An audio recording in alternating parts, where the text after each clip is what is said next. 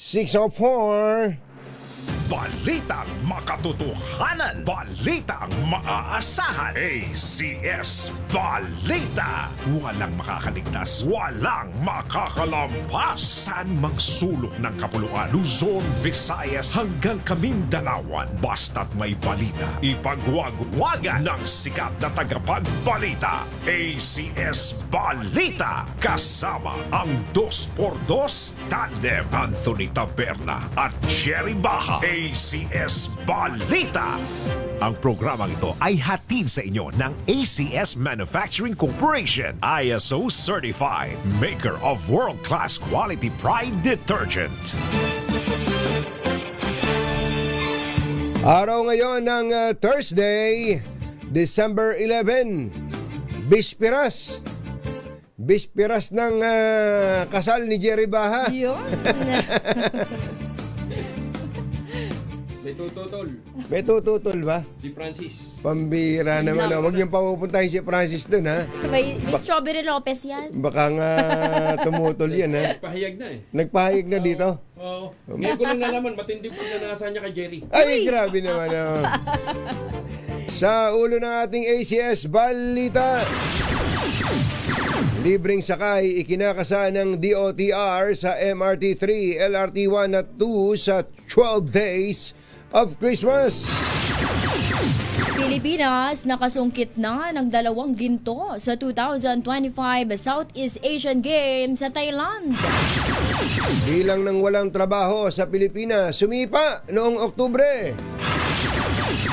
MSRP ng pulang sibuyas itinaas sa 150 pesos kada kilo.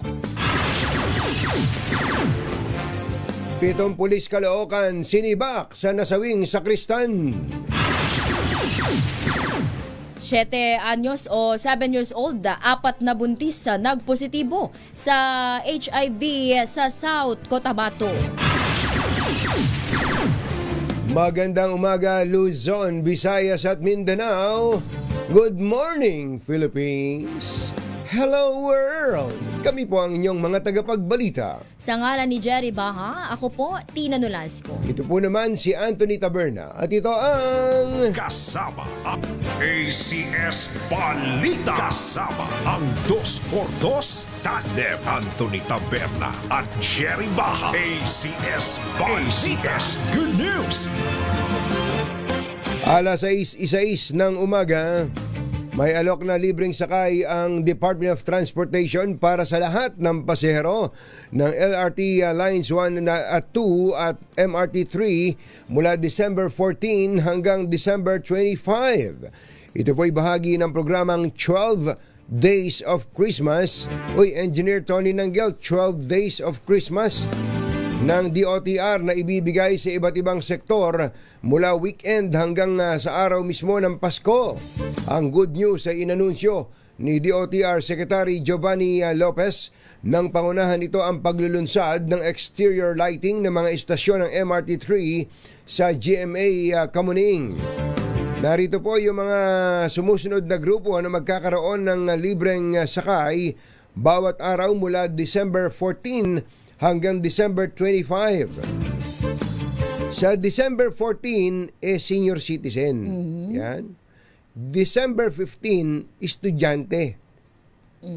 December 16, OFW at kanilang pamilya. December 17, mga guro at health workers.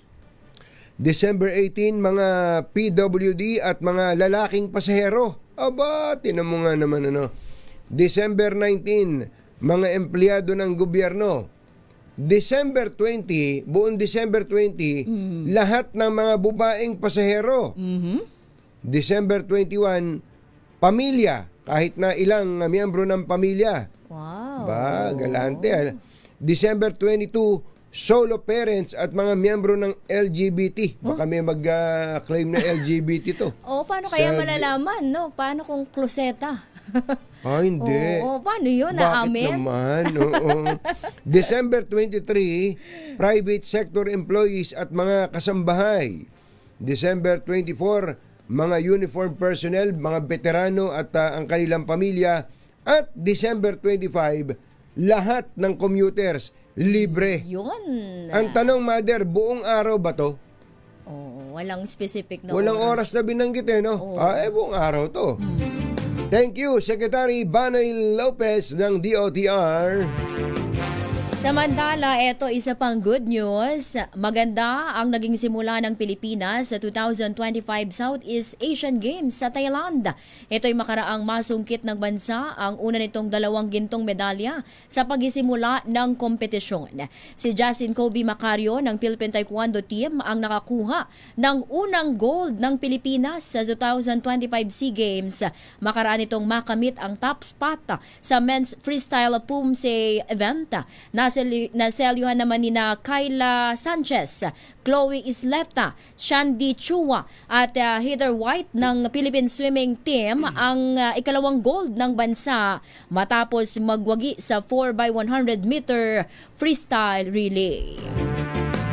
Alas 6:10 ng umaga, naimbag bigat kada kayo amin na po, agring kayon, gising na. Lumobo ang bilang ng mga Pilipinong walang trabaho sa buwan ng Oktubre ngayong taon. Sa tala ng Philippine Statistics Authority, umakyat sa 2.54 million ang bilang ng mga unemployed sa bansa o katumbas na 5%. Higit na mataas ito sa 3.8% na unemployment rate noong nakaraang buwan at sa 3.9% na naitala sa parehong panahon noong 2024. Ito rin ang pinakamataas na jobless rate sa bansa mula noong Hulyo na may 5.3%.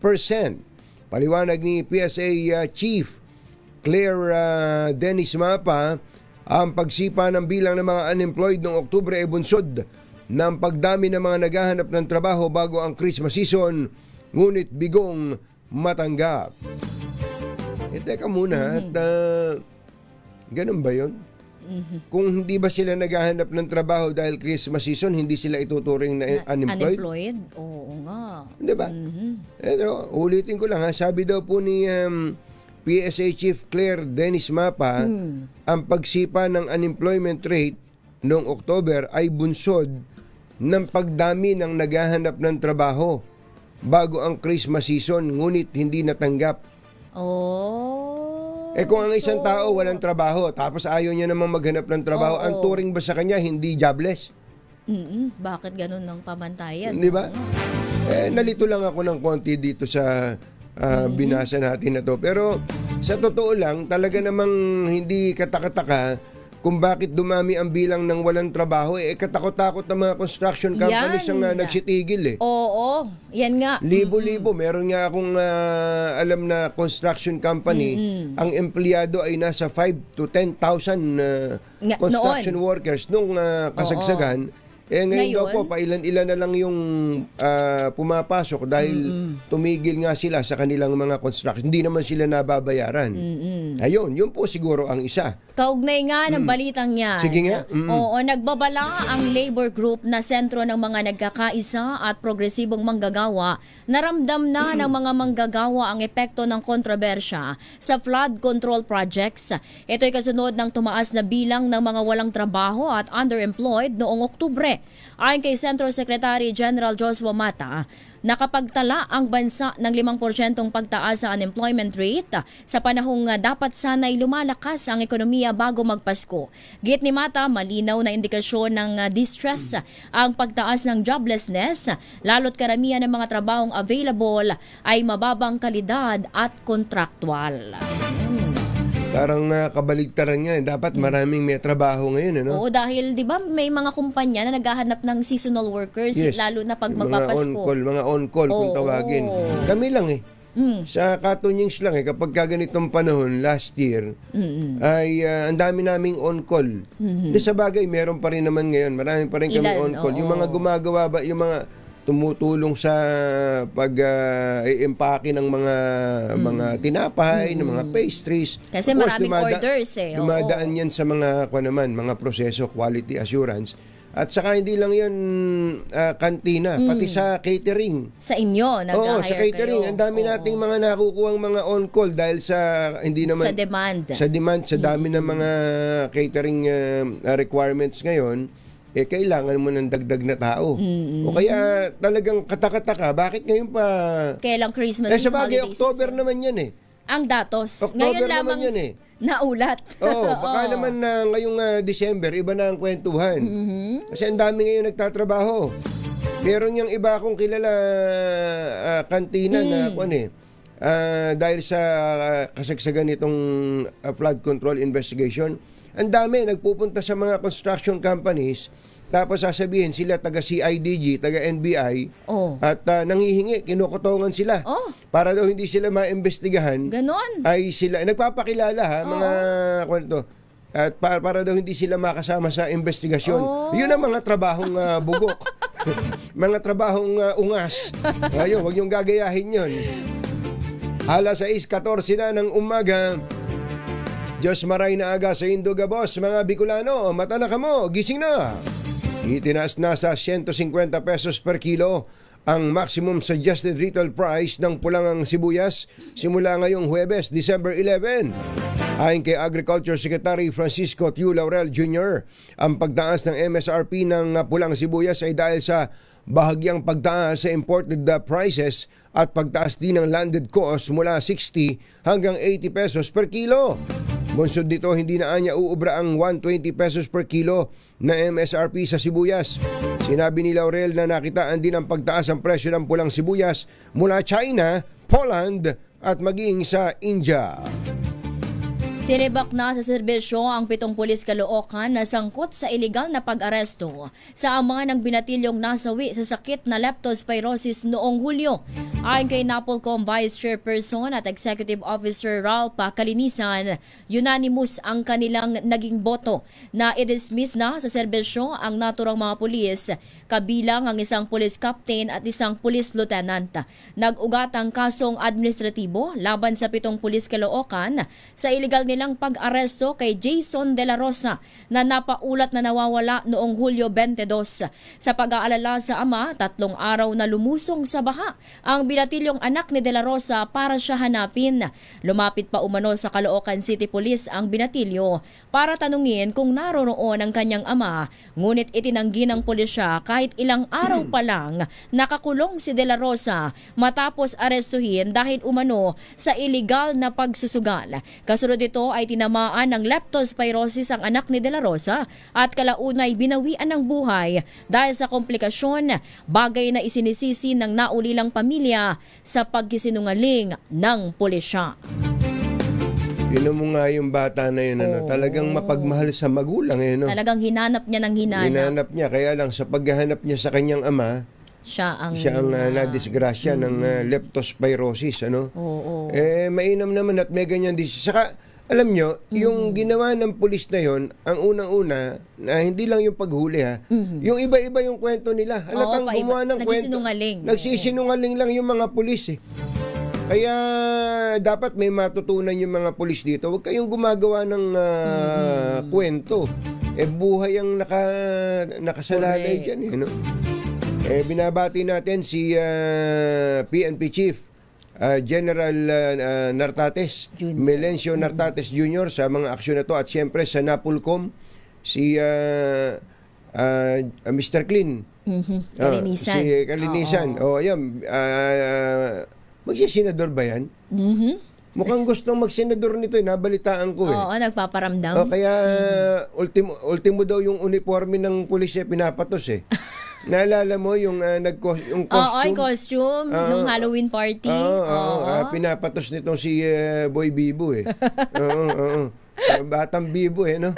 Pero okay lang, basta tama yung ginagawa. Pero yung okay na yung pulis mismo, yung mga pulis mismo ang isuheto nyo. Pero yung OA na yung yung nagsuot lang ng uniforme, putol pa nga manggas. Walang manggas at naka-v-neck. Pinakialaman nyo pa at pinagsorry nyo pa yung tao. Kaya nga, costume party, anak ng...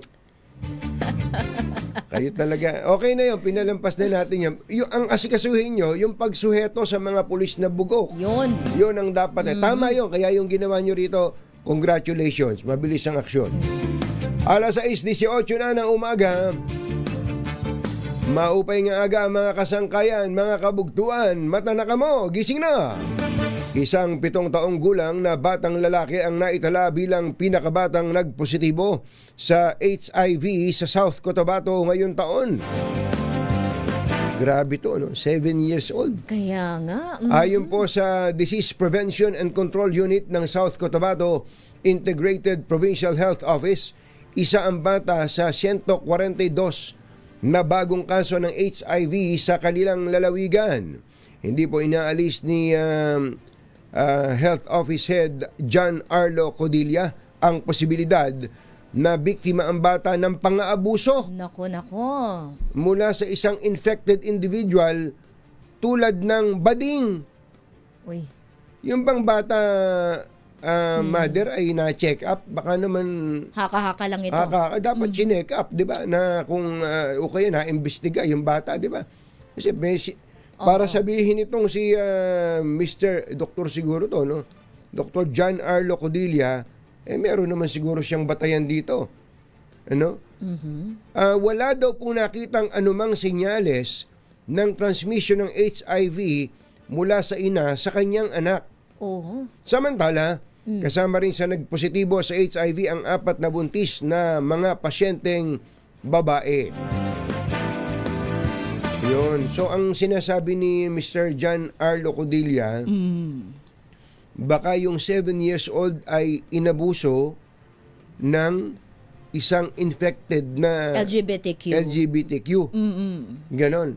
Baka, yun ang sabi niya. Pero doktor siya. Kasi pwede ba siyang maging happy ng Integrated Provincial Health Office na hindi siya doktor. Hindi, ako ang akin lang naman, dapat inimbestigahan na ninyo. Oo, since doktor nga. Doktor naman, o kaya naman, kinausap yung bata, kung meron bang, di ba? O kaya naman, kung may ganun silang suspecha, kung Isa-ilalim agad. Kung pang-aabuso to, police case to. Krimen to. Dapat inimbestigahan na ng police ito. Pero nakakatakot yan, ha? 7 years old.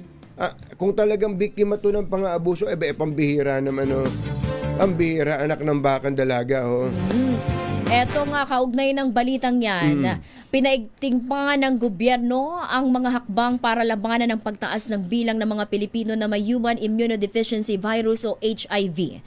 Ayon kay Palace Press Officer Attorney Claire Castro, nakausap na ng Malacanang ang mismong pamunuan ng Department of Health at pinapalawak na ng ahensya ang pagsusuri sa mga individual na may HIV sa lahat ng kanilang center. Naniniwala rin ang Malacanang na may iwasan ng pagkakaroon ng nasabing sakit sa pamamagitan ng pagkakaroon ng tamang impormasyon hinggil dito. So sa ngayon po ay pinapalawak po ng DOH ang testing sa lahat ng mga bukas centers at pinapapasok na rin po sa bawat primary care facility sa pamamagitan ng pagrerepaso ng yakap para ito'y maisama itong ating mga kababayan na living with HIV. At ang DOH na rin po ang bumibili ng pre-exposure prophylaxis na nakakatulong sa pagpigil ng paghawa. Sa ulat ng UNAIDS 2024 Global HIV Data, nasa 217,000 ang positibo sa HIV sa bansa at 30,800 ang naitatala na mga bagong kaso kada taon na kadalasan ay naipapasa sa pamamagitan ng sexual contact. Alas 6:22 na ng umaga, susunod! Tito Boy! Si dating Senador Bong Revilla may sagot sa aligasyong nag-uugnay sa kanya sa flood control scandal. Yan at iba pa sa pagbabalik ng ACS Balita. Achi, Mr. Jelom Tang, lakyam diap sa 6:23 na umaga. Walang balitang makakaligtas, walang balitang makakalampas, saan mang sulok ng kapuluan. ACS Balita! ACS Balita! Ang programang ito ay hatid sa iyo ng ACS Manufacturing Corporation, ISO Certified, maker ng world-class quality pride detergent. Hi! Maganda morning! Anong araw today, kumbatsera? Today is Laundry Day Friday. Yuku! at pag Laundry Day, Friday. All you need is Pride Washing Machine Detergent. May triple stain away formula kaya tanggal ang makapit, madikit at malupit na dumit mancha, kaya easy ang labada. Kaya pala mula noon hanggang ngayon, all you need is Pride. All you need is Pride. ACS. Kasama ang 2x2 Tandem Anthony Taberna at Jerry Baja. ACS Balita. Nabalitaan mo ba, Katina, yung ginawa sa Australia? Yung, Ay, oo. Alam mo, gusto ko yun. Magamat may magtatampo, no? May magagalit, magtatampo, pero ang tindi pa. Alam niyo po ba kung ano tinutukoy namin? Ano nga yung pinag-uusapan? Baka naman iba yung pinag-uusapan. Baka iba pala yung alam ko rin. Ang pinag-uusapan, ang iniisip ko kasi yung mga social media. Mga kinakatay na mga kangaroo para inuulam na lang. Iba rin pala yung sinasabi ko. Ano yung social media? Yun kasi, sabi doon na may bagong polisiya o batas ang Australia na ang 16 years old pababa ay bawal nang gumamit ng ilang social media platform. Dapat 16 years old pataas ang pinapahintulutan. At sino mang lalabag na mga social media app o company ay papatawan ng multa na sa peso ay 2 billion pesos. 2 billion pesos? Oo, grabe. pag no? mapapatunayan. So, ito, ini-implement na ngayon sa Australia to. Kaya tinan mo na. Oo. Yan ang sinasabi natin kapag isinabatas kasi. Nakita na kasi ng Australian government kung gaano kalaki ang pinsala na Correct. nagawa sa mga kabataan nito pong social media na to. Napakaganda po na social media, sa totoo lang. Napakaganda po. Nasa tamang paggamit Oo. Alam po ba niyo, no, isang araw, meron akong nakabidahan. Nakakalungkot ito, pero hindi ko na sasabihin kung sino. Meron daw isang maayos naman daw ang buhay. Ang totoo nun, medyo mayaman yung magulang. Yung anak daw na bata ay yung bang nagpo-post, may mga kaibigan siya. Panayang post. Pag nagpo-post siya, may mga nagla-like, 'di ba? Nagla-like, tapos nagko-comment. Oo. Tapos may mga ilang pagkakataon daw sunod-sunod na nagpo-post siya, tapos nagpo-post siya, walang nagla-like. Tapos walang nagko-comment. Okay. Na-depress na daw yung bata. Nagkulong na ng kwarto. May term dyan sa kung titingnan natin sa psychology. At tutuloy ko lang, Tina. Sige, at sige. nagpakamatay yung bata. Naku. Pasensya na po kayo, ha. Ganun po katindi ang nangyari sa emosyon. Nako. Ang epekto sa isang bata. Dahil ginawa na po nating form of validation Yan, ang social correct. media. No? Na para bang pag walang nag-like sa'yo, Hindi ka gusto ng tao. Hindi ka gusto ng tao. Oo. Pagka walang nag-comment sa post mo na feeling mo, ang ganda-ganda mo, Nadadown ka. Down ka na, wala na, pangit ka na. Oo. Ano na nangyari, 'di ba? Hindi naman 'yan ang sukatan ng pag-validate sa iyo ng isang tao, 'di ba? Kaya ang ginawa ng Australia mukhang gagayahin na rin ng ibang mga bansa. Oo, sana gayahin din ng Pilipinas. Sana. Oo. Kasi ngayon, Katina, yung mga ang social media ngayon ginagamit ng pang-alaga ng bata ng mga magulang. Ay, yan pa. May exposure yung mga bata. Ginagawang content ang mga bata. Hindi ba? Oo. Halimbawa, yung nanay ay naglalaba. Dahil wala naman siyang babysitter, o ano ginagawa nung yun, isa pa. Ang Oo. nag-aalaga ng anak niya, yung social media. Yan. Yung gadget. Pero isa lang yung fact na meron naman talaga kapag ikaw ay gagawa ng account sa Facebook, meron talagang age doon. Talaga. At pero pwedeng madaya kasi hindi naman hihinga ng ID. Totoo. Hindi hihinga ng mga document na ikaw ba talaga ay 18 years old and above. Totoo. At maganda lang sa Australia kasi isinabatas nila mas mahigpit yung implementasyon nitong o yung regulasyon sa mga social media platform. Ito po ano ba tong ito na yung listahan, Yuel? Ito po yung listahan na Australia to, Yuel, ano? Ito Australia. Ito po yung listahan ng mga social media platforms na magiging age restricted. Meaning if you are 16 below 16. Tama ba? Yes. Nalilito ako eh. Below 16. Below 16. If you're below 16, hindi ka pwedeng gumamit nito. At automatic yata i-disable na ng social media. Ito, Facebook, Instagram, Kick, Reddit, Snapchat, Threads, TikTok, Tweets, X, YouTube. Hindi pwedeng gumamit. Yan lang ba? Discord. Yun. Pero yung Discord ginagamit sa school to ha. O pati nga yung Google Classroom, nakasama Google sa Classroom, Lego Play, Messenger, Pinterest, Roblox, Steam and Steam Chat, WhatsApp, YouTube Kids. Pati YouTube Kids. Oo. Ayan. Talagang, Oo. hindi talagang matindi to. Matindi to. Para gawin ng Australian government to, Nakita nila yung epekto kasi. nakita nila yan. And I'm sure sila pinag-aralang mabuti ang epekto sa behavior. Yes. Especially nga yung may kinalaman sa yung depression na yan. Matindi. Oo. Saka, lalayo pa ba tayo? Yung binasa mong balita kanina, nating HIV. balita, yung HIV. Bakit ba exposed sa lahat ng mga kalasuan? Yan.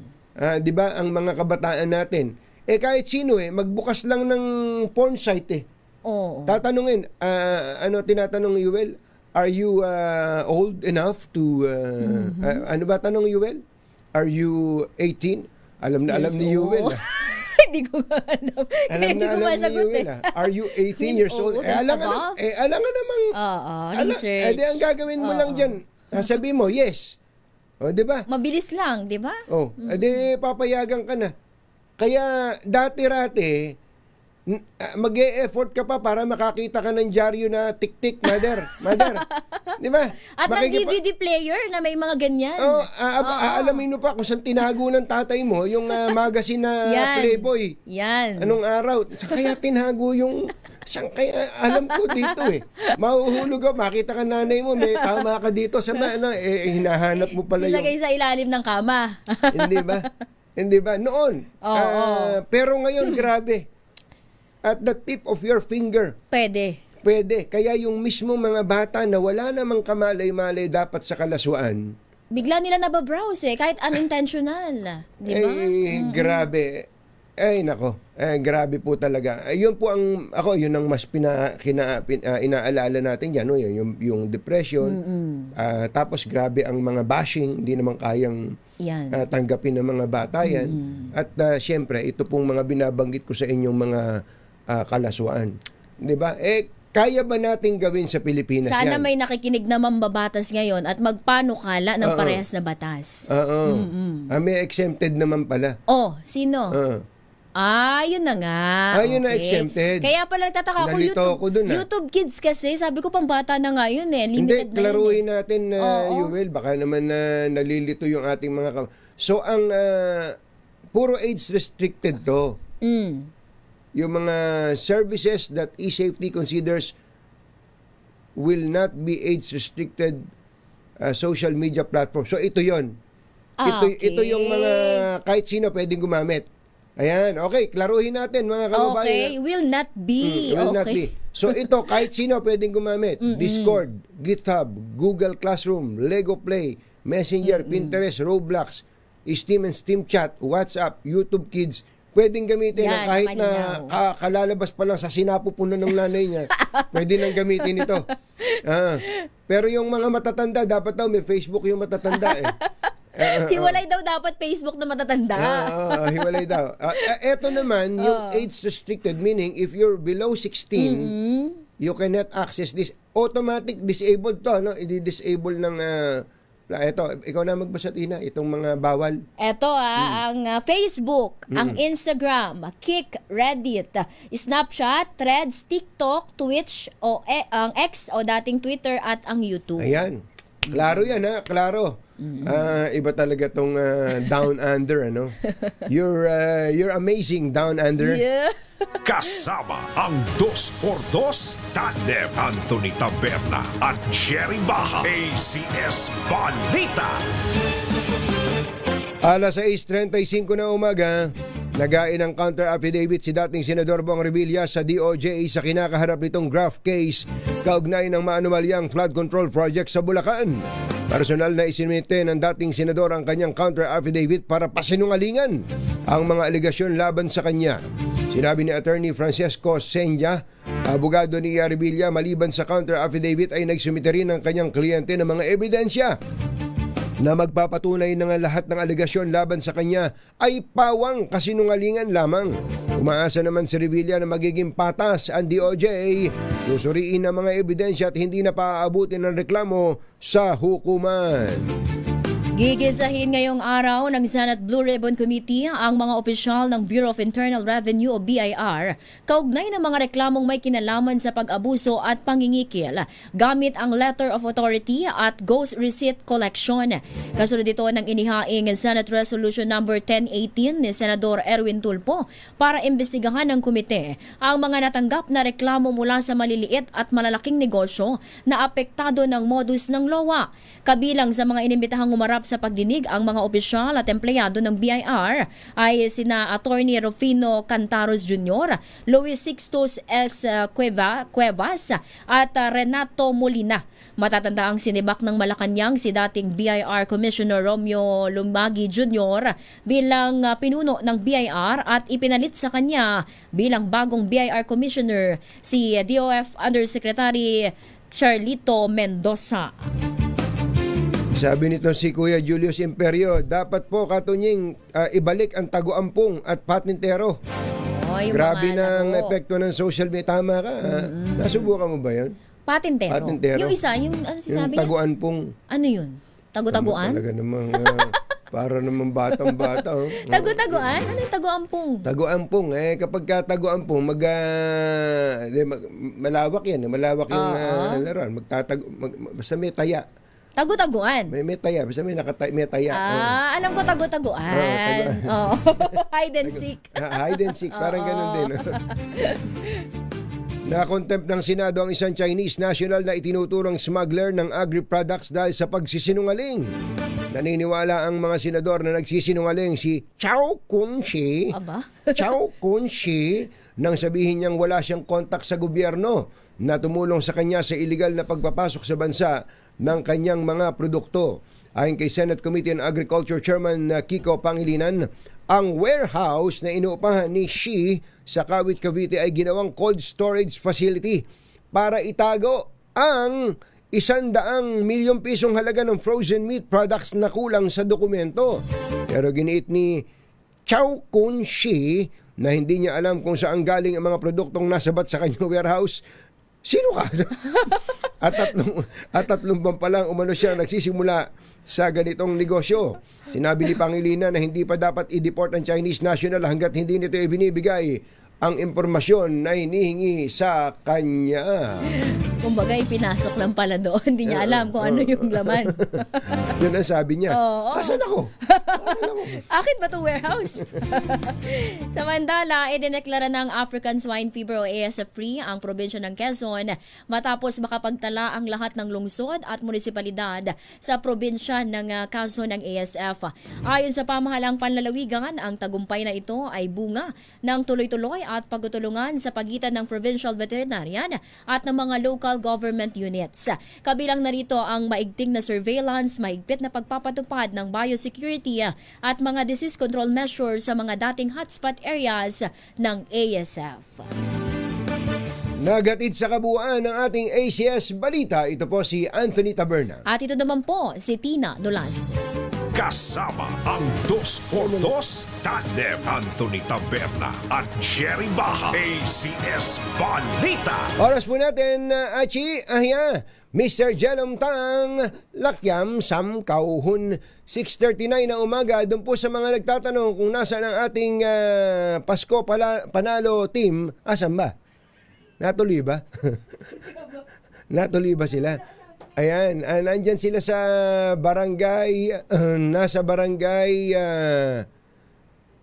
Barrio Obrero. Barrio Obrero sa Maynila. Ayan, sa Barrio Obrero sa Maynila, sa Tondo. Ayan, nako. Taga dyan si Boy Gonzales Taga Barrio Obrero si Boy Gonzales sa Tondo. Ayan, kaya abangan nyo na po si Erwin Alfaro dyan at katakot-takot. Katakot-takot po ang pamimigay niyang premyo, lalo na ang 1,000 pesos. Yun. At ang ating word of the day,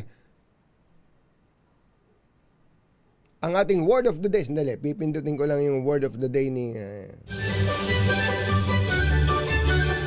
Ready na ba kayong tandaan ang ating word of the day para manalo ka ng DZRH mini component? Eto na! Para sa ating word of the day, upang manalo ka ng mini component ay passport. Yan, passport. Abangan po niyan sa aming pagbabalik. 6:41. Balitang makatotohanan. Balitang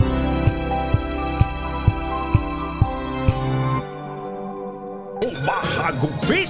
Lumalatay na komentaryo sa Himpapawid.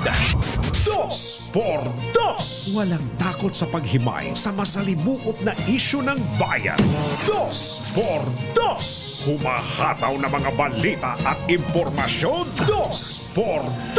Ating damhin, ating lasapin ang hagupit na 2x2.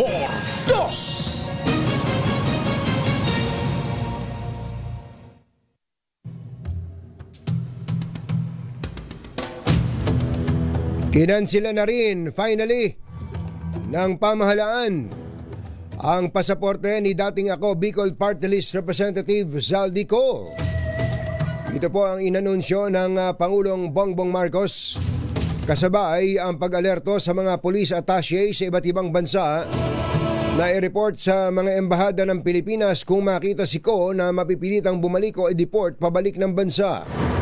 Si Ko na nasa abroad mula pa noong Hulyo ang pangunahing figure sa multibillion pisong flood control bribery scandal. Sinabi ni DFA Secretary Maria Teresa Lazaro na ang pagkansela sa pasaporte ni Ko ay naproseso alas 5 ng hapon bilang tugon sa resolusyon ng Sandigan Bayan na inilabas nito kahapon din. Isyu ng bayan. Isyu ng bayan. Katotohanan. Dos. Pag maitim ang balak, magtago ka na. 2x2. Si Jerry at si Anthony, narito na. 2x2. Hahataw ng todo, urado ka. 2x2. Ang katotohanan, dala nila. 2x2. Walang sinasamba pali, maniwala ka. 2x2. Hataw ng husto, tol, umasa ka. 2x2.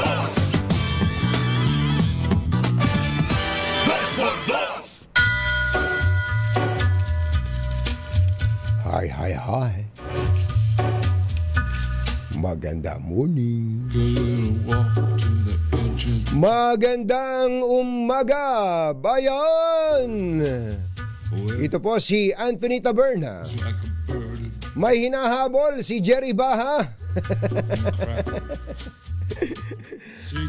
Hindi, pagtatapat ko na nga sa inyo, sinabi ko na rin lang kanina eh. So bukas na ha. Bukas na po, ewan ko ba naman dito kay Kumbachero.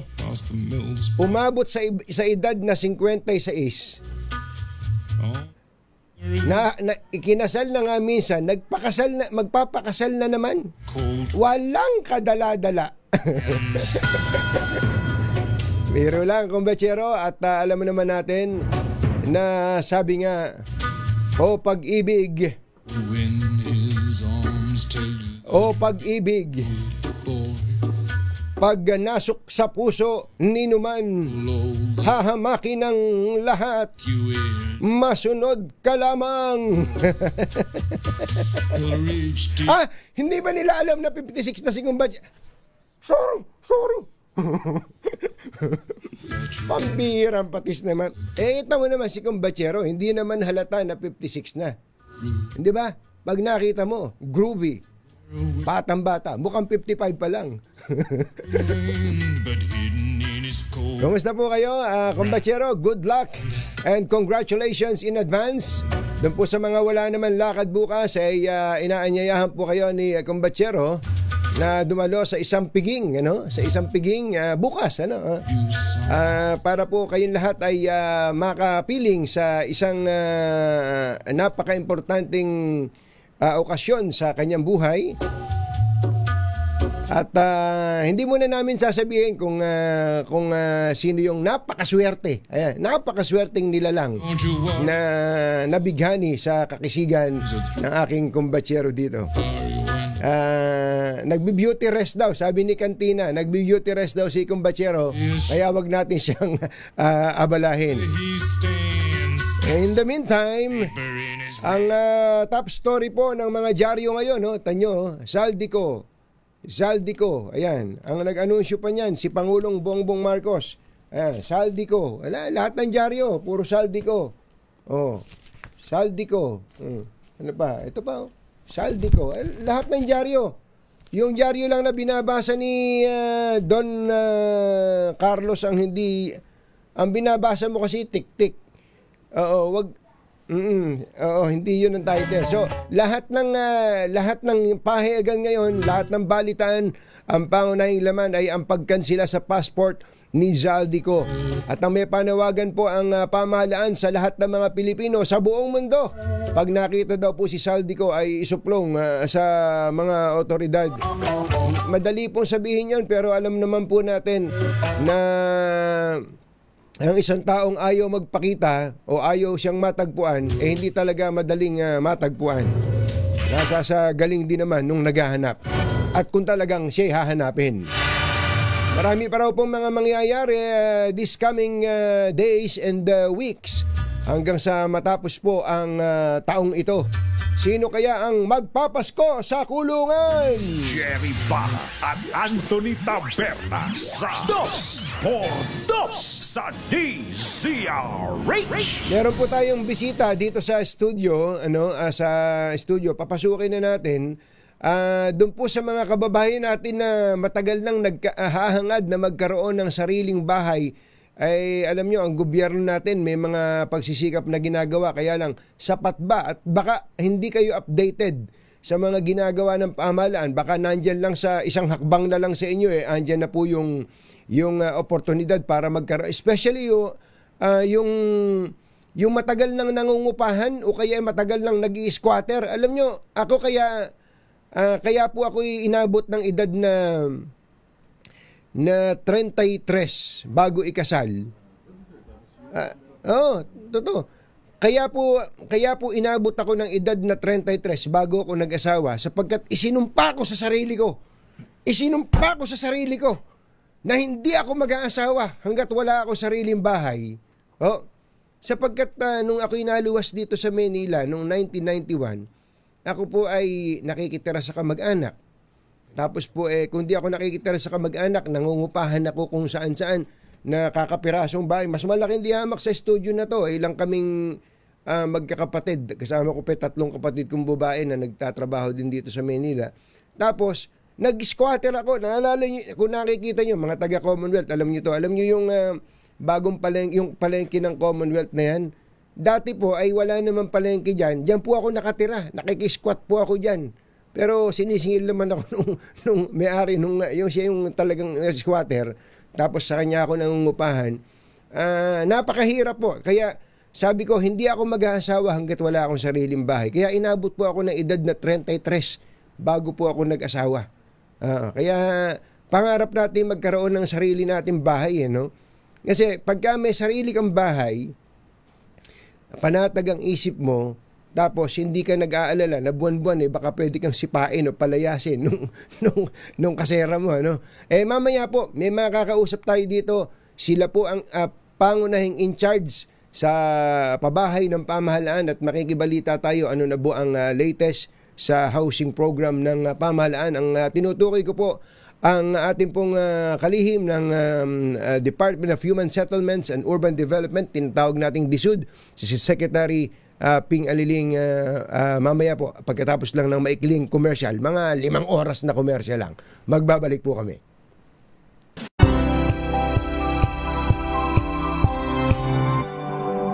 Tao lang ang takot sa dalawang to. Kaya kung maitim ang balak, magtago ka na. Anthony Taberna, Jerry Baha, 2x2. 2x2.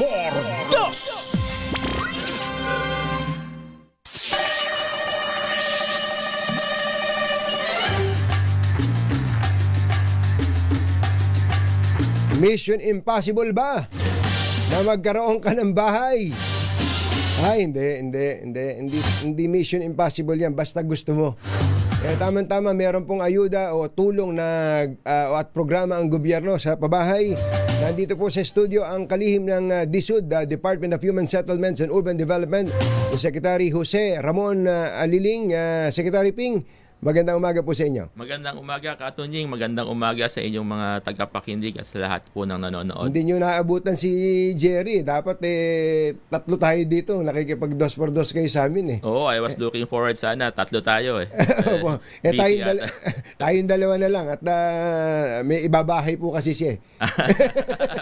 Congratulations kay Ka Jerry. Opo. Secretary, kumusta po ang housing program natin? Hindi ba nag-adjust na kayo? Ang unang sinabi dyan, 6 million houses o units sa loob ng 6 na taon. Pero yung realistic, ilang bahay mo ba talaga? Ganito, no? Ang priority natin ngayon is yung quality ng programa. Meaning, yung talagang dapat nakinabang sa pabahay program ng gobyerno, sila dapat ang maging beneficiaryo.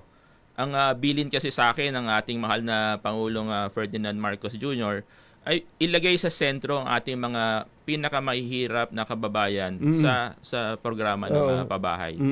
Dahil nandiyan ang walang bahay naman talaga yung pinakamahirap na Pilipino. Pero tanggapin natin ng totoo, marami naman na maayos naman ng buhay pero walang bahay eh.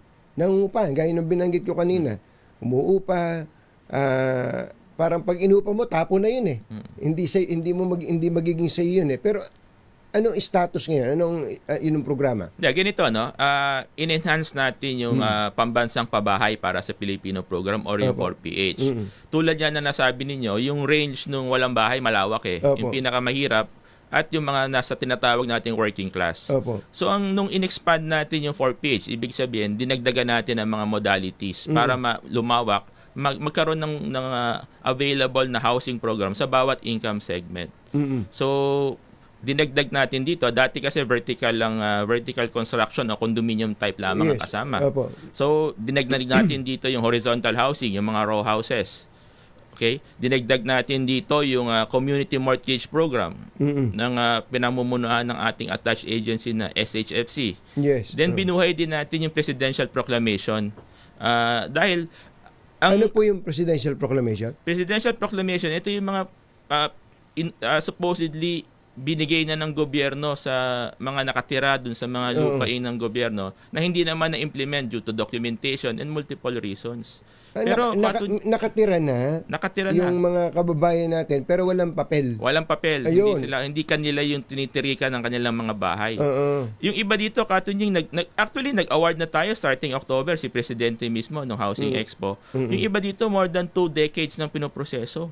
Ba't umabot ng ganun katagal? Well, maraming rason. Multiple agency to, pati LGU kasama sa proseso. Pero ang gusto natin bigyan din dito, talagang prioridad ng Pangulo na i-implement itong mga presidential proclamation. Alam nyo, yung mga nakatanggap ng award mismo, minsan anak na sa or apo na nung original na beneficiaryo. Ganun katagal eh. Pero ano po yung itsura ng lugar nila? Baka naman yung bang pangkaraniwang government property, lupa ng gobyerno, nagtayo lang ng structure na ganito, hindi maayos, parang dugtong-dugtong na lang yan, ina-award po sa kanila kahit na ganun po ang sitwasyon o aayusin muna sila? Ganito, no? Ang unang step is ina-award sa kanila muna yung kung saan nakatirik yung bahay nila. Then meron tayong programa na ini-improve natin yung living conditions nitong mga beneficiaryo na to. Kumaga, step number 1, i-award muna sa kanila yung pag-aari ng kanilang kung saan nakatirik. Step number 2, tulungan sila through financial help, no? Financial programs ng ating gobyerno para naman ma-improve yung living conditions. Meron na po bang, anong sample yan? Meron ba kayong pwedeng bigay na sample sa amin na ginawa nyo na na-award tapos ay inaayos na ngayon yung itsura ng bahay nila? Meron tayo niyan sa community mortgage program kasi nagsimula pa lang tayo dito. Balikan ko muna yung Presidential Proclamation. No?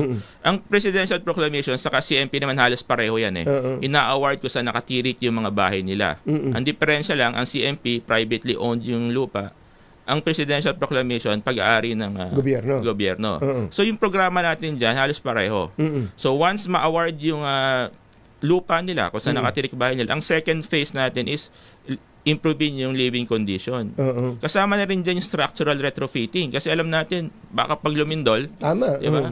Malamang kung hindi properly engineered yung mga bahay nila, magiba, ayan, maraming masasaktan o mamamatay. So parang ganito po, tama ba yung intindi ko na yung mga squatter ngayon sa ibang mga government nag-i-squat sa ibang government properties at nag-i-squat sa ilang mga private properties na matagal na sila doon, magiging legal sila? Ganon? Tama po. Pag na-award po sa kanila yung titulo, kung saan nakatirik yung bahay nila, magiging legal sila. Kanila na yun. Kaya mas magaan sa loob nilang magkaroon ng improvement, gastusan yung mga properties nila para ma-improve yung living conditions ng pamilya nila. Saka may emotional attachment na dun sa lugar no? Opo.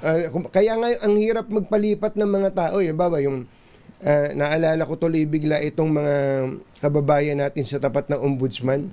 Napakahirap paalisin ng mga nandito dyan sapagkat sabi nila, lolo ko pa nandito tapos ililipat mo sa Bulacan o kaya Quezon City man pero banda doon, ayaw nilang umalis. Hindi kaya ini-encourage naman natin yung squatting, sir, especially mga professional squatters? Ganito lang yung katunying Sino bang gusto maging informal settler, di ba?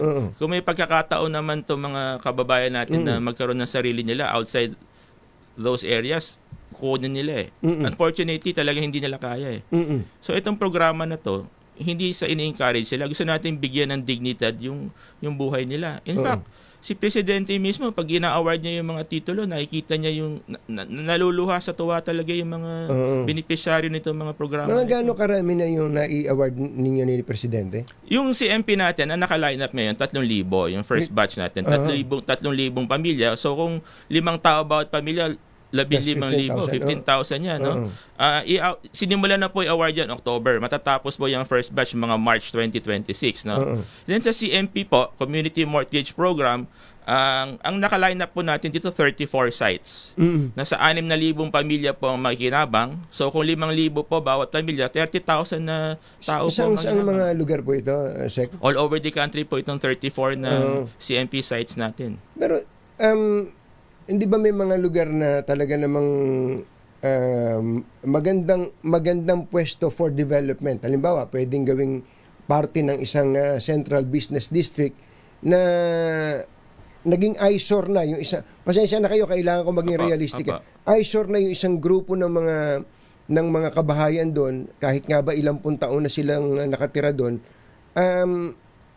Papayagan natin silang tumira doon? Hindi, yung mga cases na gano'n, meron naman tayo ibang programa para doon. Meron tayong tinatawag na off-site community mortgage program. So, hinahanapan siya nilang lilipatan, no? Using the same business model. Imbis na dito sa kung saan nakatirik yung bahay nila, hahanapan sila ng lilipatan within the same area din, within the same LGU. Yun ang ideal natin. In-city tayo as much as possible. So, yun po yung programa ng pabahay doon sa mga kaso na gano'n na kailangan ilipat. And yung mga hindi naman kailangan ilipat, tulad nga ng nasabi ko, ini-enhance natin yung lugar, yung mga utilities, kuryente, tubig, naglalagay tayo ng mga CCTV camera, street lights, and then ini-encourage nila pumunta doon sa second phase ng CMP. Ito nga yung i-retrofit yung mga bahay nila para gumanda at maging mas matibay. Alam mo, narinig ko sa inyo kanina yung salitang dignidad Di ba? Yung mga kababayan natin na nasa ganung sitwasyon ngayon, ganito ang kalagayan, didiretso ko na, squatter ka na nga, sabi nga, kung wag-ugali ka pa, ang ugali mo ay, pasensya na kayo, kailangan ko itong maging real talk to. Squatter ka na nga, sa laula ka pa, pag sinabing squatter, criminal-minded ka. Pag sinabing squatter, hindi ka sumusunod sa batas. Ito, paano nyo ita-transform yung ganong klase? Kasi holistic dapat yan Hindi lang bigyan mo lang ng bahay. O ito, nakatira ka dyan, legal ka na dyan, tapos na usapan. Paano nyo ginagawa yung holistic approach? Unang-una, meron tayong social preparation. Kinakausap natin sila, ino-orient natin. Paano ba dapat ang buhay ng isang pamilyang Pilipino. No? Opo. Pati yung, lalong-lalo na yung isa nating programa, yung rental housing. Meron na rin tayo niyan, katunying no, sa 4PH. Ang rinireplicate natin dito, yung existing na pabahay ng Valenzuela City, yung Disiplina Village. Naku, ganda nun. Ganda diba? nun. Yung Valenzuela Village, alam natin, yung sinabi mga problema, na-address yan eh. Kaya nga Disiplina Village ang tawag, may mga rules tayo. Kung gusto mo mag-stay dyan sa mga housing facilities na yan, susunod ka sa rules. Otherwise, papalitan ka ng iba. Napaka-effective po nitong Disiplina Village. Meron na po tayong dinadamihan nyo yan. Meron na tayong 7 naka-line up ngayon na rental housing na naka-pattern after the Disiplina Village of Valenzuela. Saan lugar po ito? 3 po sa Quezon City, meron tayo sa Iloilo, meron po tayo sa Victoria sa Negros Occidental. At sa January po, maglo-launch pa tayo ng another 10 to 12 rental sites. Pina-finalize lang namin with the, hindi ko lang pwede pa-announce, no? Pina-finalize lang namin with concerned LGUs itong mga rental housing po ng 4PH. Para maintindihan ng mga kababayan natin, napuntahan ko po itong Disiplina Village na yan, ha? Noong, basta bago mag-pandemic pa. Na-amaze ako eh. Well, kudos kay ngayon ay Secretary Rex Gatchalian. Yung pong Disiplina Village, ilang building yan eh. Maraming building, may eskwelahan, kompleto. May barangay hall, may parang mini city hall, may pulis, may bumbero, tapos maayos naman po yung unit, hindi ganun kalakihan, pero bawal kang makapag-inuman sa harap ng hallway nyo. Pakikwento nyo nga yung plano nyong gawin sa ibang mga lugar. Yan din po, ano, ang priority po natin sa rental housing, pinagbilin po ito ng Pangulo eh. Ito yung mga nasa waterways. 'Di ba? Para makatulong dun sa pagkontrol ng pagbaha. Waterways at saka yung mga informal settler families. So ito po, kagaya po nung napirmahan natin with the University of the Philippines 2 weeks ago na MOA. Gagawa po tayo ng 8 building doon na 5 stories. UP Diliman. Sa loob doon ng UP Diliman, marami pong informal settlers sa area na yan eh. So sila po ang may kinabang dito. 1,000 unit po ito. Ang renta lang dito is 850 pesos per month. 850. Of course, babayaran mo pa rin yung mga tubig, kuryente mo. Yes. No? Pero, kagaya nung nasabi mo, Katunying, yung iba rumerenta sa mga informal settler areas eh. Mas mura tong 850, mas maganda talaga naman. So, ito po ay renta, pero kumbaga forever kang mag-rent diyan basta susunod ka sa rules. Susunod ka sa rules. Pero once na hindi ka sumunod sa rules, dahil marami pa tayong kababayan na nangangailangan, nakapila, naka-waitlist, papalitan ka. Opo. Secretary, meron lang po tayong palalampasing commercial, tapos may lakad ba kayo? Wala naman. Basta, dyan muna kayo. Kami bahala sa kape nyo. Kahit na ayaw nyo magkape, pakakapehin namin kayo. Ang kausap po natin, mga kababayan, ay si Secretary Ping Aliling ng Department of Human Settlements and Urban Development. Baka kayo, sa lugar ninyo, ay nakatira. Community na kayo. Nakatira kayo sa isang government property, pero hindi pa kayo natatalisod ng disod. I-message nyo nga kami. Tapos kung kayo naman po yung matagal lang nakatira sa isang private property, community na rin kayo, baka merong magawa yung CMP, yung Community Mortgage Program ng pamahalaan. Meron kasing ang katwiran dito na kami tumanda, dito na kami nagkaapo. Hindi nyo kami pwedeng paalisin dito. Ang sagot ng may-ari ng lupa, ganun pala 30 years na pala kayo nakatira, baka pwedeng kami naman ang gumamit. 30 years na kayo lumilibre dito, di namin magamit yung lupa. Baka pwedeng kami na, may mga ganung usapan po. Mamaya po ay itutuloy natin ang talakayan dyan. Thank you po, Secretary Aliling, for staying. Magbabalik po kami. Mag-i-intro lang kami ng newscast at papapasukin lang natin yung namimigay ng pera namin kasama at babalikan natin si Secretary Ping Aliling.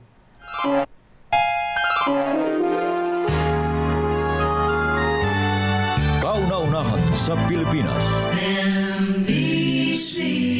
Manila Broadcasting Company. DZRH. Member, kapisanan ng mga broadcaster ng Pilipinas. Balitang bagong-bago. Balitang dapat alam mo. Balitang magdadagdag ng talino. Dahil bagong impormasyon. Makibalita. Unang-una sa DZRH. Pangunahing balita. Kasama ang 2x2 tandem nina Anthony Taberna at Jerry. Sorry, Jerry, naputol. Sa ulo ng ating mga pangunahing balita, passport ni Zaldico, kinansila na ng DFA. Patidongan at kapatid na nasa ilalim na ng state witness kaugnay sa kaso ng missing sa Bungeros. Balitang pagsibak kina Sani Angara at Henry Aguda, itinangge ng Malacanang. Chinese nasangkot sa agri-smuggling kalaboso sa Senado dahil sa pagsisinungaling. Suspect sa pagpatay sa magkapatid sa Naga City, natagpo ang palutang-lutang sa dalampasigan ng Kabusao, Kamsur. At firmam na iniligtas ang mga alagang aso bago ang sarili sa nasusunog na gusali sa Cebu, viral sa social media.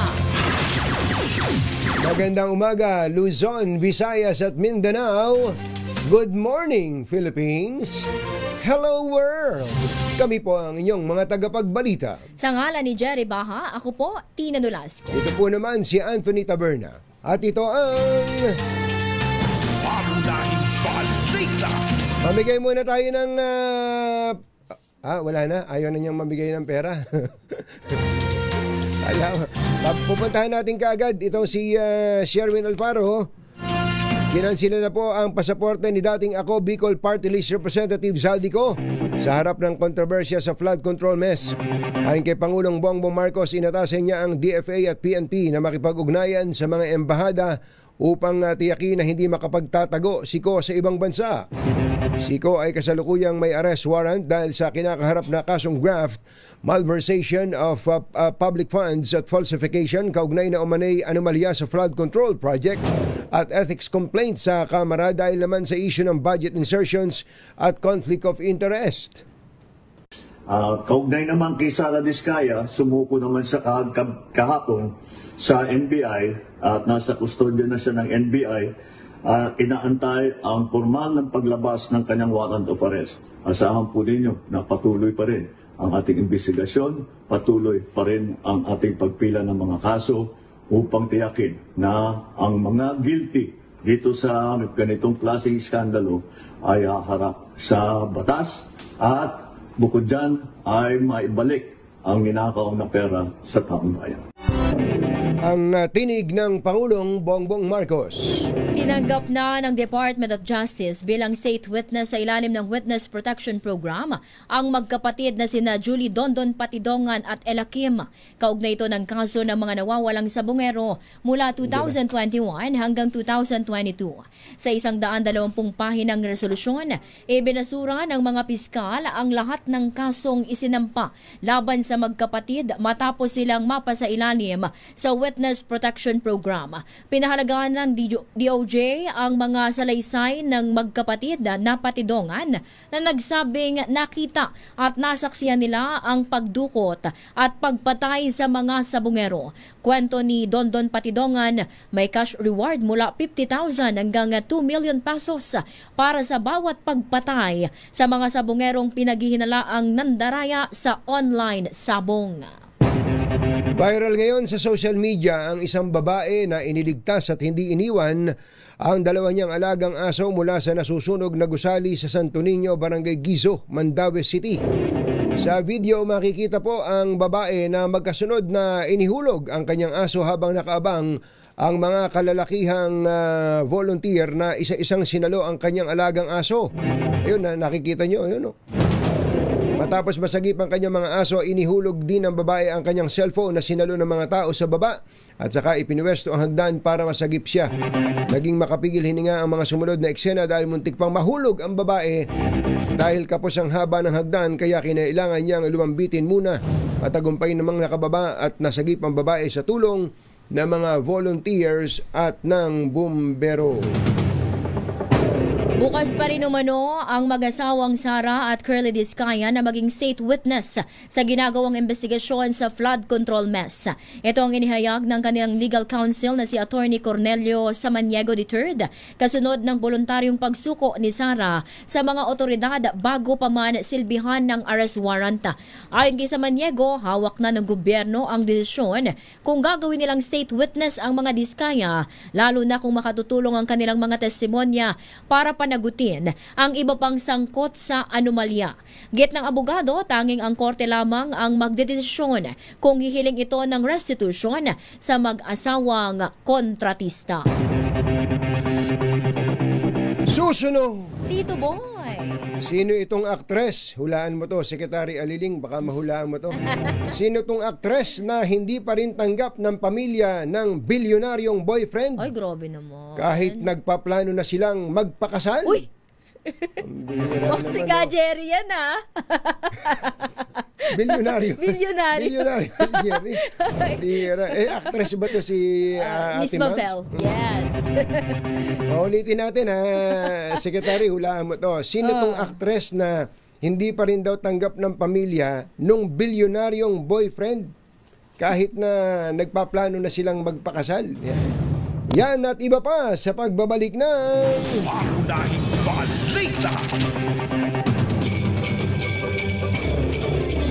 Tumutok sa DZRH at manalo ng instant 1,000 pesos sa Pasko Panalo Malacash Promo kasama ang Pride Detergent.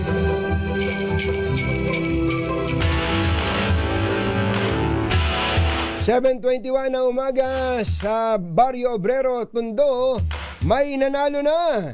Sherwin Alfaro, go, go, go! Yes, Katonying, dito nga sa Obrero Bakery since 1968. Tignan mo naman, abalang-abala ang mga tao sa pagbili ng pandesal. At pag lalabas sila ng pandesal sa kanilang oven, tignan mo, napakainit, bagong-bago, sariwang-sariwa, amoy ang bango. Yan na dahil ang kanilang bakery mismo. Nakakagutom naman yan. Paborito ni Mother yan. Mismo, nakatutok sa DZRH. At ang nahuli natin nakikinig palagi dito ay si Nemia Gonzalvo po. Si Ate Nemia, pati mo naman yung boss mo, si Mr. Ocampo. Kala ko siya may-ari Ito si Nemia, isa lang sa mga tagapag-serve ng pandesal. Pero pag gantong oras, ito yung peak hour. Ito yung peak hour. Tignan mo yung pila ng tao. Ayan pakita mo yung mga mukha ng mga yan. Patingin nga. Mukha nung dalawang patingin nga yung dancer natin pinapakita Ito ng cameraman natin. Iba talaga. Hindi, patingin muna yung nakapila. Papunta mo yung nakapila. Patingin yung nakapila. Ayan ilan ba sila? Ilan ba sila ng camera mo? Ayan ayan ang nakapila. Ayan, ang dami Ayan, ang mga pumipili ng pandesal pag itong oras. Ba't di mo ilibre ng pandesal yan? Di mo ilibre ng pandesal. Gusto naman ng libre pandesal? Gusto daw ni ate. Naglilinan. Si ate lang. Ate, ikaw lang ililibre namin magkano pandesal mo. Magkano pandesal mo? Ililibre ka kamo ni Katonying. Yun. Ay, ililibre kayo ni Katonying. Ayan. Magkano mga pagkari ninyo? Magkano bibili niya? Ate, magkano mga bibili nila? 60. Ako na magbabayad niya, kamo. Magkano lang?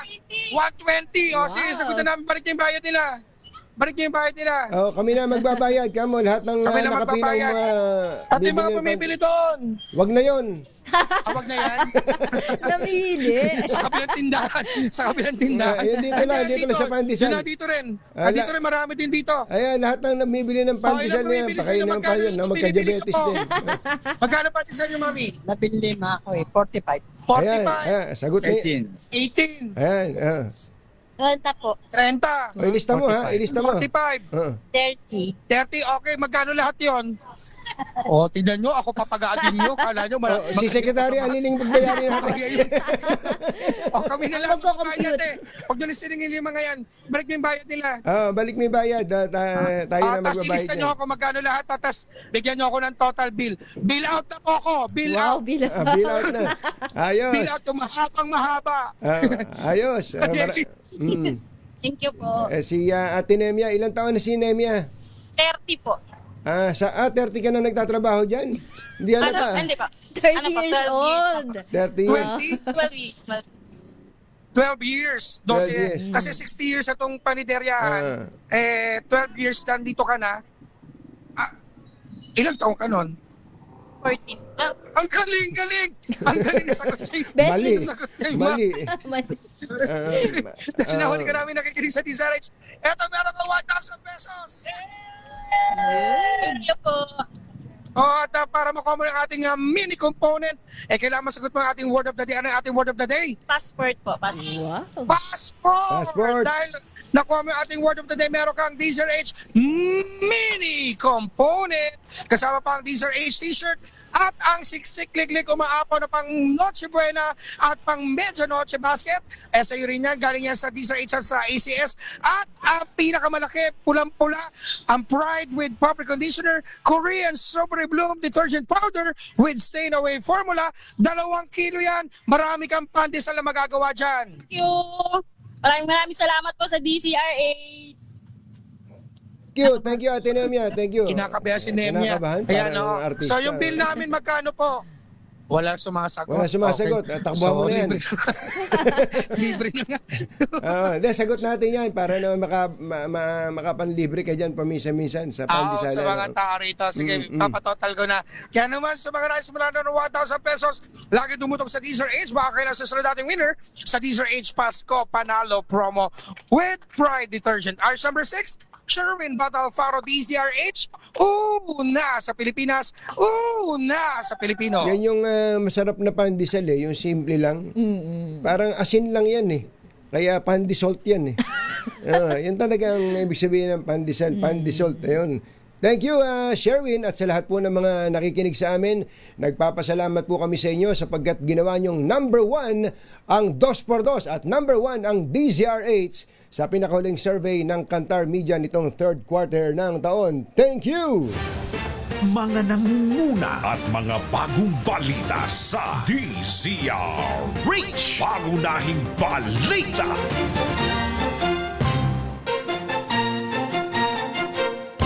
Katonying at Ka-Jerry. Anthony Taberna, Jerry Baha, ang samahang pinatibay na ng panahon. 2x2. 2x2.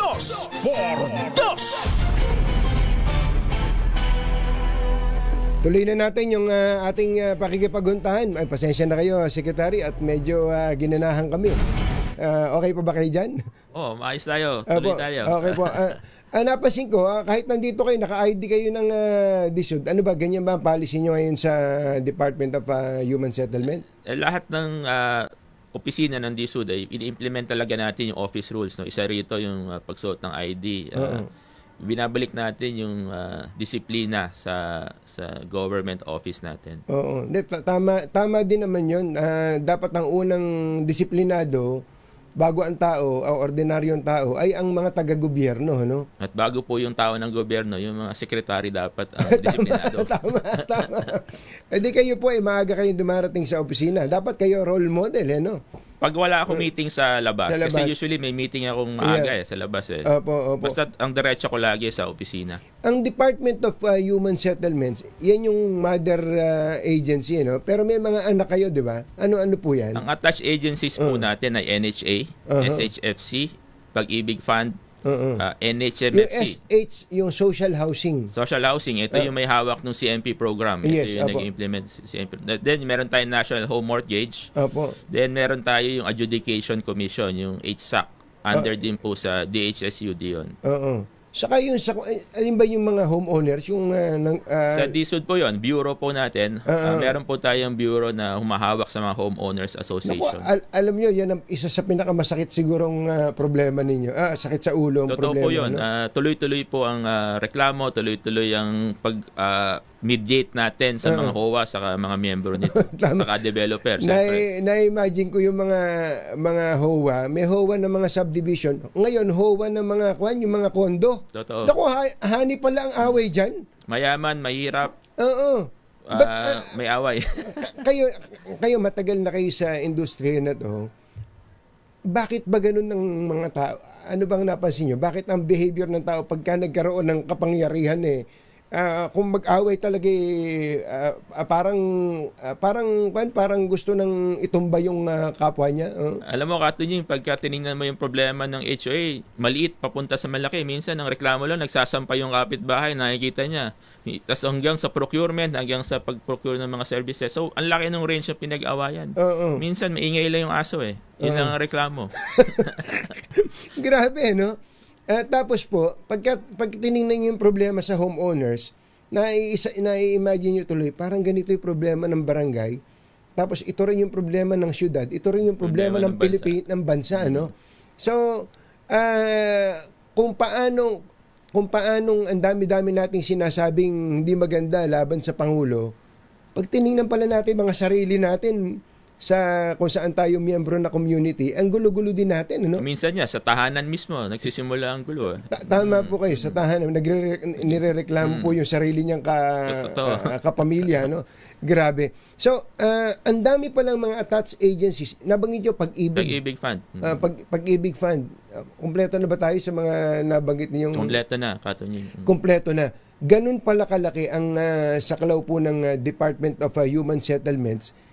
Mukhang kailangan pang ipakilala kayong ng maigi. Ano? Tama po yun. Lalong-lalo na ang Pag-ibig Fund, Katunying. Marami tayong binuksan na bagong programa ng Pag-ibig Fund para i-enhance yung pambansang pabahay para sa Pilipino program. Ano po yan? Una-una, pag nag-avail po kayo ng 4PH, ibig sabihin, ito yung mga developments po ng private sector. Yung horizontal development, yung mga row houses, and then yung mga condominium. Pag yung miyembro ng Pag-ibig, no, gustong bumili nitong mga socialized housing na mga proyekto na to, pipili lang sila ng kahit anong socialized housing unit. Then pupunta sila sa Pag-ibig, pwede sila mag-avail ng 4PH Pag-ibig program. Ito yung 3% home loan lang. 3% lang? 3%. Talo bangko dito? Talo bangko. Okay, 3%. 3%. Then meron pa ho tayong, yung may mga bahay na po, na socialized housing, na gusto mag-improve naman ng kanilang tahanan, meron po tayong home loan, home improvement loan, up to 300,000. 3% din po. 3% din. For how many years po ang repayment nun? 6 years yung home loan natin. Short term lang yan eh. Pero yung hulog mismo sa bahay, 30 years yun, Katunying. Opo. So napakagandang proyekto po. Marami bang mga available na mga units ngayon? Baka lang hindi alam ng ating mga kababayan. Marami po. Yun po, isa sa mga pinopromote natin or dinidisclose natin sa kanila. Nasaan itong mga inventaryo na to? Opo. Kasi dun sa website pa lang Katunying ng Pag-ibig, mahigit 15,000 ang nagpalista na interesado mag-participate o bumili na ng kanilang bahay through the 4PH. Eh. Opo. Ang problema natin ngayon, ini-encourage natin yung mga private developers to create na inventory. Opo. Pinapakita natin sa kanila, meron demand. Meron tayong demand. Parang tayo na gumagawa ng market study, ito yung demand, ito yung mga members ng Pag-ibig, ito yung mga lokasyon na gusto nila. So, we expect by 2027... Parang libre na yun, ha? Libre na sa feasibility market study, no? So, we expect by 2027, lalo na, nailabas natin last week yung bagong socialized housing price ceiling, no? Joint memorandum to ng DepDev saka DHSUD. So, magkano yung ceiling? So, ang ceiling po ng horizontal, ito yung mga row houses. Nasa 950,000 po ito. Okay, yung vertical po, yung mga condominium, ang ceiling po niyan 1.8. I-run through ko lang Katunying kunin ko na itong pagkakataon na to. No? Papakita ko lang, tulad po na napag-usapan natin earlier, ang pinakamurang programa po ng 4PH ay yung Presidential Proclamation saka CMP.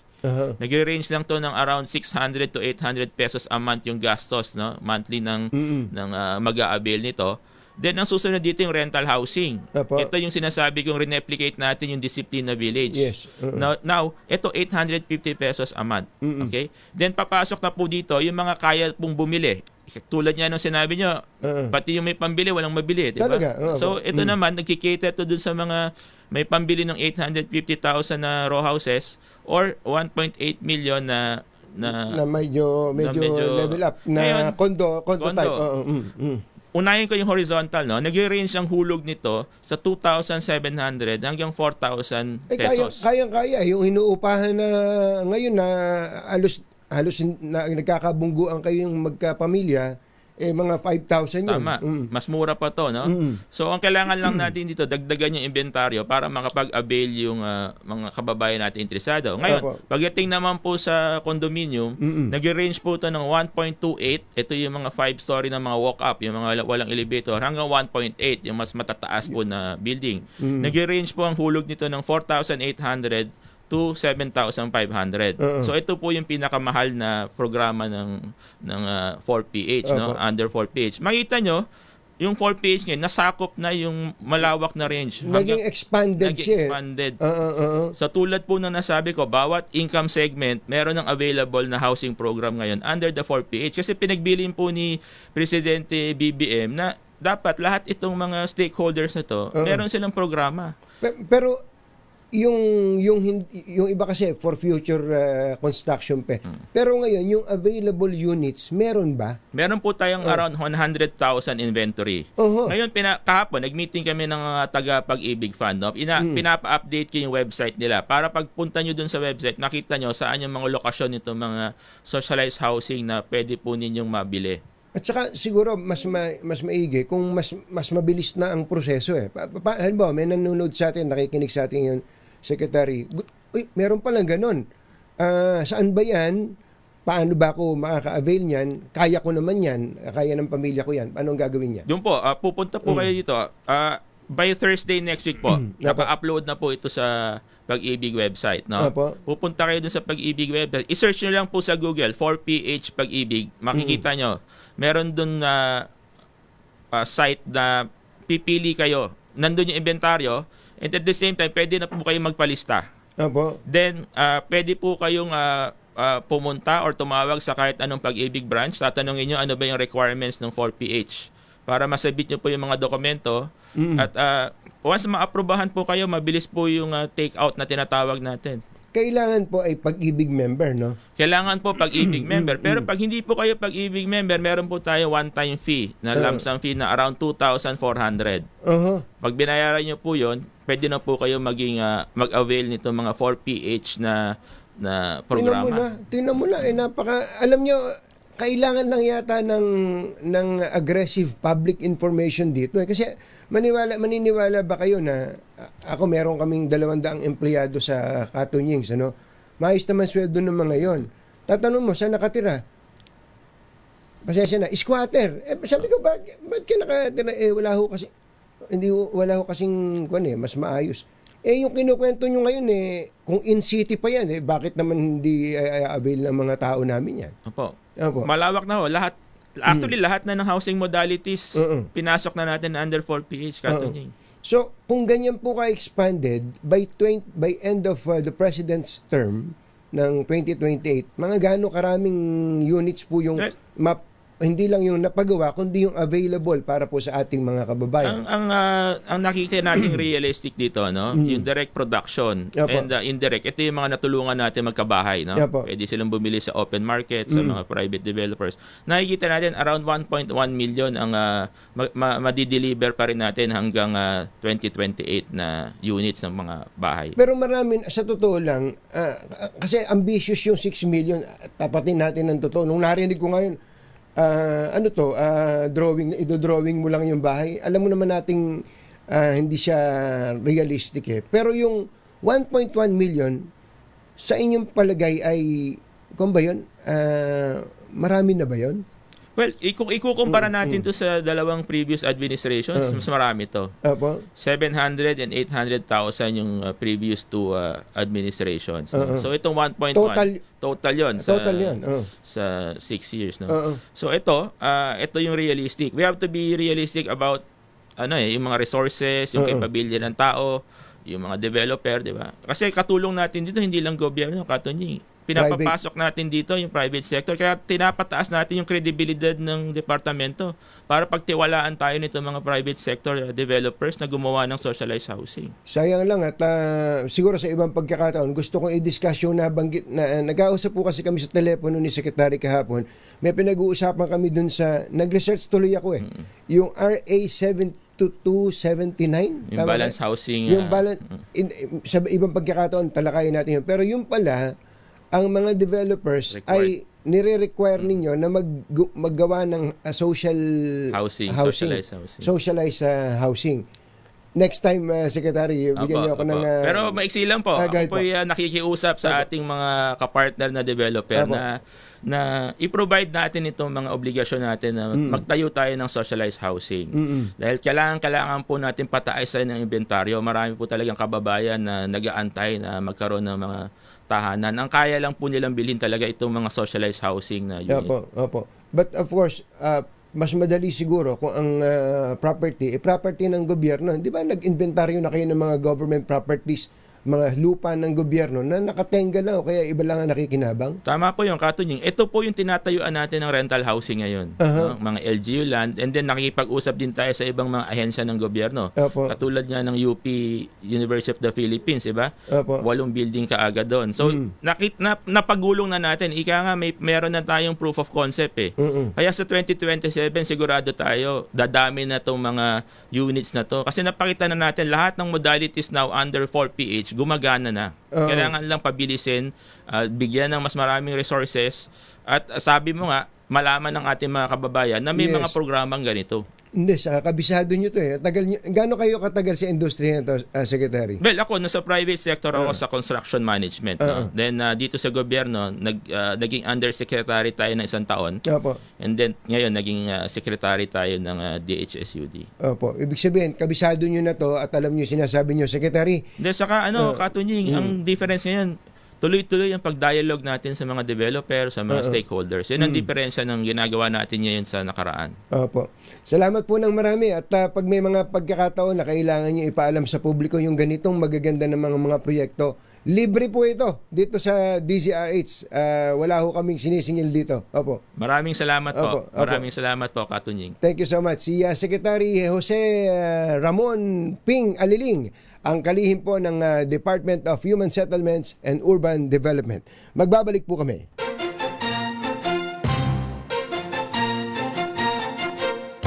Katunying at Ka-Jerry, Anthony Taberna, Jerry Baha, ang samahang pinatibay na ng panahon. 2x2. 2x2.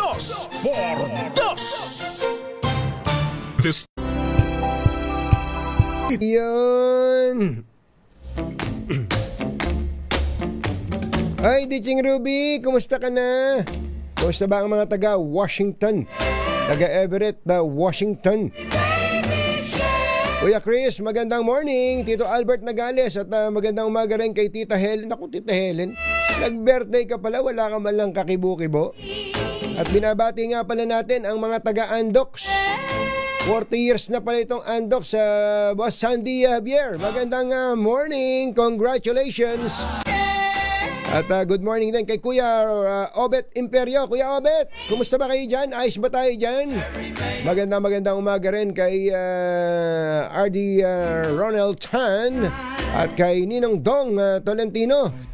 Kumusta po kayo? Binabati rin po natin ang mga taga Commonwealth Avenue, kay Kuya G. Bryant Datuin. Baka kailangan nyo nang magpalit ng bubong ng bahay, ha? Buti na lang may bubong na maaasahan. Gawa sa state-of-the-art technology, may aluminum na, may pintura pa. Now available na rin sa pre-painted tile span para sa eleganteng bubong na matibay na, makulay pa. Mag-Cherry Loom pre-painted ka na! Mga kumbatsero ng bayan, Katunying at Ka-Jerry, 2x2.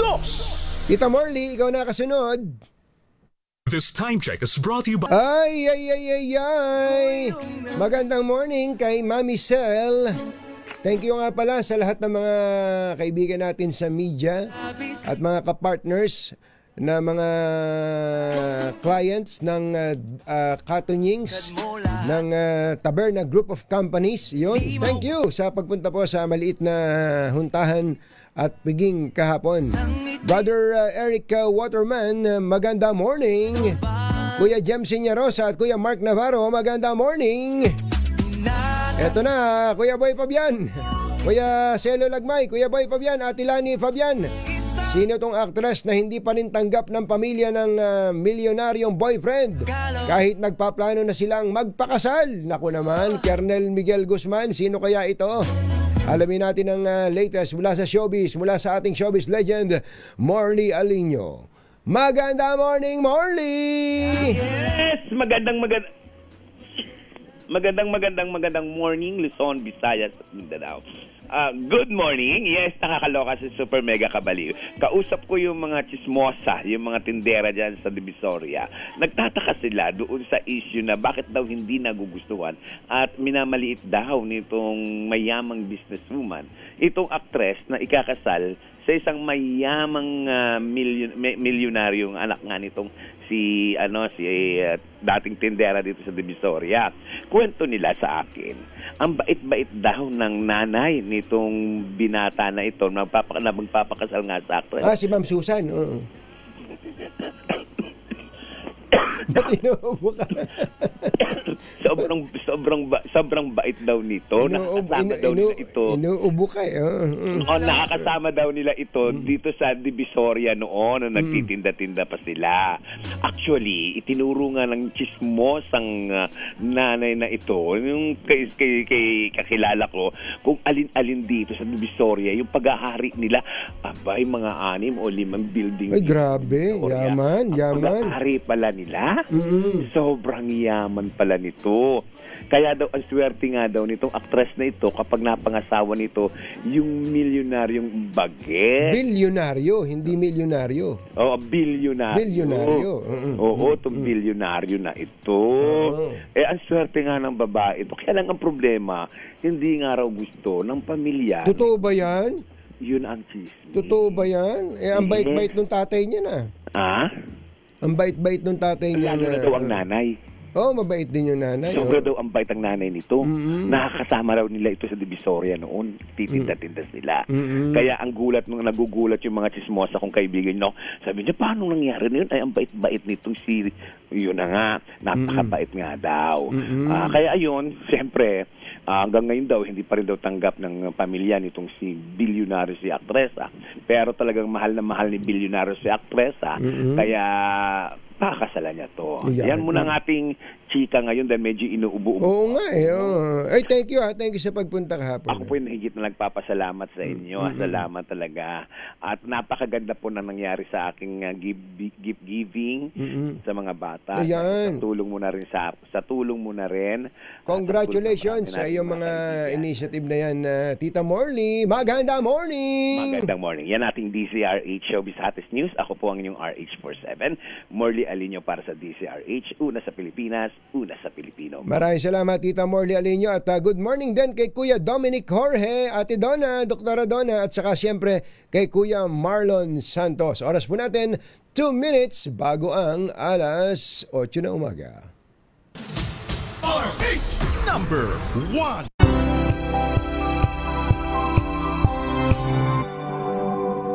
Komentaryo 2 por 2. Ay, bilis ng oras. Akalain mo, bukas pala, 12 na. Ikakasal ka nga ba? Dinig ko'y ikakasal ka. Baby, kung mahal ka niyang talaga. Congratulations, Kumbachero. Kumbacherong Jerry B. At kay Ate Mabs. At sana ay Kuya Els Bartolome. Kailangan, alam nyo na gagawin nyo, ha? At sana ibigyan kayo ng isang napakagandang panahon tomorrow, Kumbachero, sa inyong pag-iisang dibdib. Maraming salamat po sa inyo. Yung mga nangiintriga dyan kay Secretary Sani Angara at kay Secretary Aguda. Paano yan? Sinabi na ng Malacanang, wala! Walang tatanggalin. Saka mukhang kailangan ng administrasyon ngayon ay stability. Stability, hindi instability. Bye! Happy weekend! Woohoo! Damdaming bayan! Susunod na! Oh yeah, life goes on long This time check is brought to you by ACS.